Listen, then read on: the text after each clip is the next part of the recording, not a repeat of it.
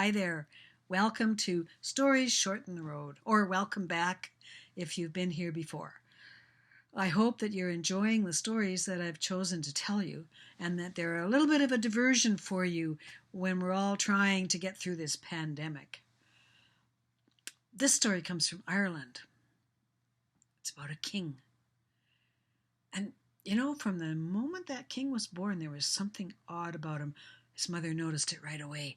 He had horse's ears. He didn't have human ears, and they were quite spectacularly ugly, even for a newborn baby, because we know how cute babies usually are. His mother decided right away he was going to be wearing little knitted caps for the rest of his life. And she was able for many, many years to keep him supplied. She knit them herself. And every time he grew, she would knit a whole pile of new ones. And she left him a whole pile when he became an adult. But then she passed on as well as his father, and he became the king. His name was King Leary. Well, the other thing was his mother also cut his hair, so no one knew the king's secret. No one. Now when she was gone, it's true he had the cap she'd knitted him, and his head size was likely not going to change. But who was going to cut his hair? He had to start getting a barber. Well, as soon as the barber took the cap off and saw the horse's ears, the secret would be out. So he didn't let that barber go home. The barber went down into the dungeons and stayed there. A few months later, he needed another haircut. Another barber came, and another barber disappeared. Well, Ireland's not that big a country, and it didn't take that long for most of the barbers to have disappeared. It came to the point where there was one barber left, and he was a young man, and he lived with his widowed mother, and that's only had each other in the world. And when he was called to go to the king and cut his hair, his mother, she went ahead of him, and she went to visit the king, and she said, "Oh, please, your highness, please let my son come home to me. He's all I have. We only have each other in the whole world. I'd be lost without him. Whatever it is, please let him come home. He'll do whatever you want." And, maybe the king was remembering his own mother, but his heart softened towards that young barber's mother, and he said, "All right, if he can promise to keep my secret, I will let him go home to you." And so the next day, the young barber, he came, and he was shown into the king's bedroom, and there was the king sitting in front of the mirror, and the barber stood behind him, and he took off his crown, and then he took off his knitted cap, and out flopped the horse's ears. And the barber, there was a giggle coming up, but he pushed it down. He looked very serious. So the king was looking serious. And he cut the king's hair beautifully. And he put the cap back on and stuck the horse's ears under the cap. And then he put the crown back on. And the king said, "Now, I'm letting you go back to your mother on the understanding that you tell no one my secret. Is that clear?" "Yes, your majesty." And the young man went home. So, of course, his mother said to him, So what happened? What's the secret?" And he said, "Mother, I promised not to tell anyone." "Oh, but you can tell me, your own mother. I won't tell a soul. Come on, tell me what it is." No, he says, "I can't." It bothered him all that day. He had trouble sleeping, and it bothered him the next day, and the next day, and the weeks and the months, until, he was ill. He had no one to tell his secret to, and it just dug around inside him and festered and bothered him, and he could not let it go. His mother called a doctor, and she said, you've got to do something. I thought I had saved my son from some fate, but he's wasting away. He's ill. He can hardly do anything all day. The doctor went and examined him, talked with him, and he said to him, "You're keeping a secret, aren't you? And it's just eating you up inside." "Yes, yes," said the young man. He said, "You've got to tell your secret to someone." "I can't. I promised the king." He says, "Here's what you do. Go deep into the forest. Find, a lovely, sturdy, big tree that's been there forever and's guarding everything. And tell the tree your secret. And you'll feel worlds better, I guarantee it."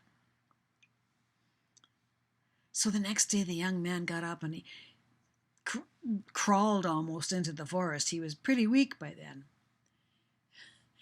And he went deep and deep into where the really big trees grew, and he saw a beautiful big oak tree.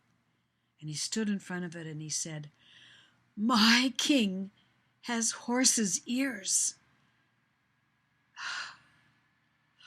Oh, that felt so good to get that secret out.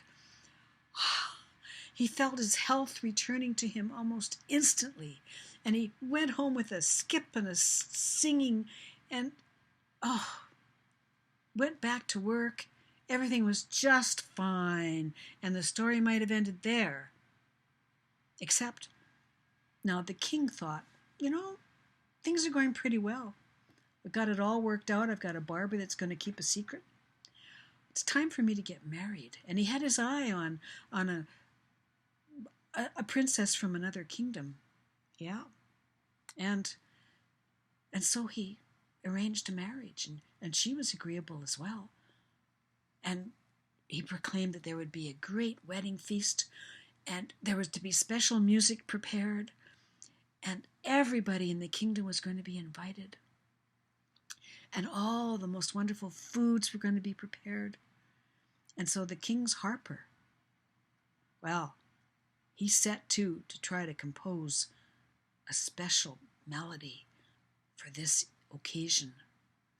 And as he was doing that, he noticed that his harp, there was one piece just along the stalk of the harp that the wood was sort of cracked at the edge, and he thought, "Oh, I must replace that piece of wood so the harp is just perfect for the wedding feast."